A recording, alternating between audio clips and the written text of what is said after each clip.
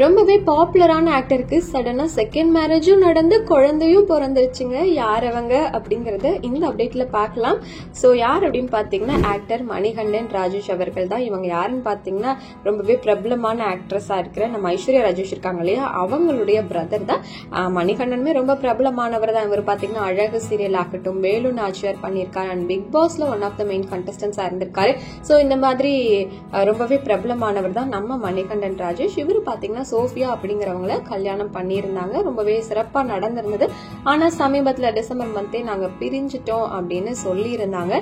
ரொம்ப ஷாக்கிங்கா இருந்தது. என்ன கல்யாணமான உடனே பிரிஞ்சிட்டாங்க அப்படின்னு இருக்கும்போது இப்போ ஒரு போஸ்ட் நம்ம மணிகண்டன் போட்டிருக்காருங்க. என்னன்னா happy to announce that I am blessed with girl baby அப்படின்னு போட்டிருக்காங்க. ஸோ அதாவது செகண்ட் மேரேஜும் நடந்து குழந்தையும் பிறந்துருச்சாங்க.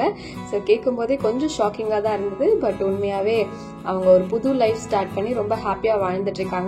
நம்ம சேனல் சார்பா மணிகண்டன் அவர்களுக்கு நம்மளோட மனமார்ந்த வாழ்த்துக்களை தெரிவிச்சுக்கலாம்.